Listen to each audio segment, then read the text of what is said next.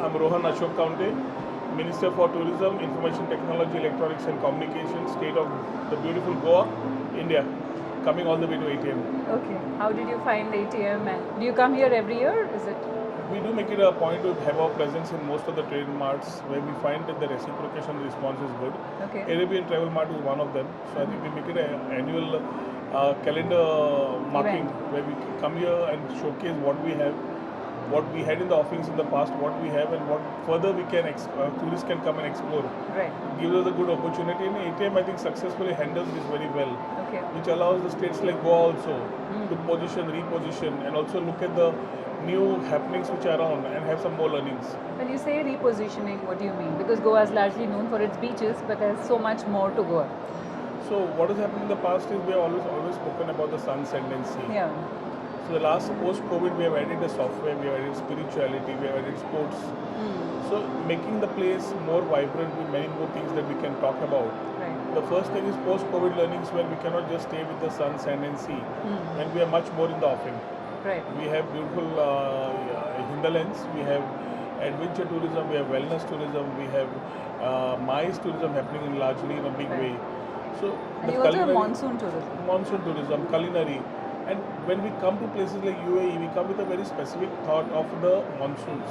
Right. In the whole year, you have Goa has great monsoons, which allows you not only to taste our culinary in a different way, but also get into the hinterlands and see Goa at its best, other than the sun, sand and sea. Right. What we call as Goa beyond beaches. Right. So now that allows us to come here and talk about things like this. Right. Where the people from the Middle East and the UAE normally want to get into outbound tourism Right. because the weather here is very hot. Right. So between June and August is something they want to go out and explore something else. And that allows us to use that opportunity to invite them into Goa. Right. As we transit from Goa beyond beaches, we are not only looking at numbers, but we need the quality spenders. And the UAE and Middle East market is definitely in that list, Right. where Goa is looking at it very seriously. What about festivals? And you have varied kinds of cultures in Goa. It's a mix of a lot of world cultures. It need not be just Portuguese and the original Portuguese and India and the Indian cultures. You have so many foreigners who settle there, and they've been it's like a salad bowl of many cultures. So how do you cater to that? So what we have done is we have come with the thing as we are the first state in the country to talk about regenerative tourism, which takes care of the four pillars of environment, society, culture, and the people, Right. economics. So we want to make it very inclusive. It's not only tourism for showcasing what Goa is. Right. So when we talk about our culture, it's something which we talk from right from the Indo-Portuguese days, from Right. when we were Portuguese colony Right. to now. We have a lot of influence from those days to now. So the culture transits into festivals like Carnival, Right. our own festival which is the Shigmo. Right. And we are now transiting into making a year-long calendar of the festivities which will include much more things to do. For spirituality aspect, we have something like the Mud Festival which happens in the month of June, July. What is that? Mud, it's called as Chikalkalo. So we play with the mud. And it's Oh. linked to Lord Krishna. Oh, And interesting. the only temple in the country of Devki Krishna in India is in Goa. Oh, really? So people I don't never think knew many, about it. Not many People never know knew about that there were temples What is in it Goa. called? Devki Krishna Temple in Marcel in North Goa. Okay.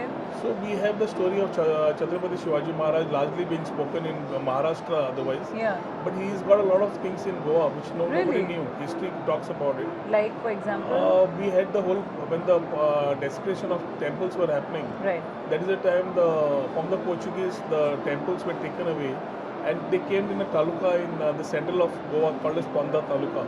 Okay. That's how the Ponda Taluka became a place of spirituality for the Hindus. Okay. You had a temple in the north of Goa by the name of Saptakoteshwar Narve, Okay. where Chhatrapati Shivaji Maharaj himself, a desecrated temple he rebuilt during his Okay. time when he was in Goa. So today we are talking about stories, history, tradition, Revisited, culture, and revitalized. revisiting them, and also telling the people that we have much more to explore. Yeah. We have temples close to 1,000 years old. People never knew that Goa. I know temples the existed. Mangeshi temple, which belongs to the From Mangeshwars. north to south. So Yeah. we have made the circuit of Ekadasha Tirtha, Okay. which talks about 11 temples, which includes Mangeshi temples, which includes Saptakoteshwar Narve, which includes Parshuram Purushottam, the only temple of Parshuram in Goa, okay. in the extreme south in Kankona. We are talking about more hidden gems which have been there in Goa, Yeah. which we want to for tourists to come in Right. and be there. For which even we are looking at today building up policies around them. The homestay Okay. policy came in with the Homestays, thought yeah. of women empowerment at large. Right. And keeping women empowerment and making it inclusive, we thought the policy will take up in the manner where people, tourists coming there can also feel the culture, Right. the culinary, the home-grown local food, Right. and also allow the communities in that particular area to grow. So rural Goa grows, and that's how we are looking at tourism, which actually gives a lot of contribution to the GDP of Goa. Right. It's almost about 16.43% to the GDP and takes care of almost about 35% of the employment. So that allows us serious thought of how we can make it better, curate better things and have more things in the offerings, in the basket. For the tourist who comes, we will also look at extending the stay from the normal routine of 4 days for a domestic and 9 days for an international tourist. Right. How he can increase his stay with this Right. type of whole bucket that we have in the offering. What about film festivals and music festivals? Because Goa Film Festival is also The well whole known. calendar year is being stitched around its festivities and events. Right. So you will find already in the last quarter of the year, you have the IFI, Yeah. you have Serendipity, then you Yeah. have events like Sunburn, then you have Yeah. the New Year, you have the Christmas, Yeah. and you have the Diwali. So you have so many things happening around this place. Right.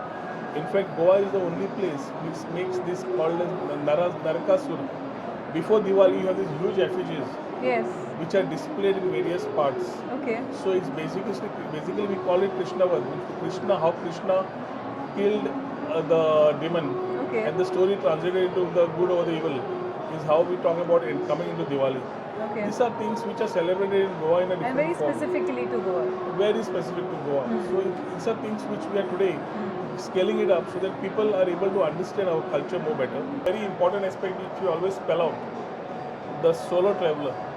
Ah. The women solo travelers, the percentage is increasing, Oh, really? and the Gen Z models of this generation, Yeah. 40% of them are women, girls who are Solo. solo travelers, and who decide just 5 or 7 days in advance about their travel. Oh. So this is a big chunk of people. And that means it talks about safety. We're So talking we talk about safety and security. We have the Pink Force, we have the 1364, which is a helpline to call about. We have the tourist police, which has been there in the state of Goa. So building stories around everything is what, and giving them that security is what we are doing. In every tourism state, you will have your own challenges. Right. But Goa as a tourism destination, I feel has a lot to offer. And every time we come into events like this, we are able to showcase a much more things for people, and the B2B business also transits in that particular manner. Right. And so when you're saying revitalizing the original concept of Goa, how many people from the Arab world, usually what is your chunk of tourists from the See, Arab world? we always feel that being closer, we have missed out a lot of opportunities in the past. Monsoons have been a great start. People from the UAE normally transiting to countries like London or somewhere Yes. during this particular summertime. Why not Goa? Why not the It's monsoons? closer. It's very close. You have everything what they want. Right. You have everything what they would need there. Right. It's closer, and monsoons, the Goa monsoons is something. I think it's heaven. It's paradise. Yeah, the entire. All green. You have the chirping of the birds in the morning. Yeah. You have lovely, different feel. And at that particular time, having the Goan flavored shaguti or the Goan flavored fried fish Is is the something difference. for the Arabs to try, and because Yeah. they are foodies. Yes. So And they're exposed, well exposed to world they cuisine. love the food, they love the spice, Right. and I think Goa is the right ingredients to Right. attract them, and that's a market where I think the Arabs are known to go and spend and live Yes. their way of life. Right. They live life to the fullest, Yes. and we give offerings which will allow people to live the fullest. Right. Thank you. Thank you very much for speaking to Thank me. you.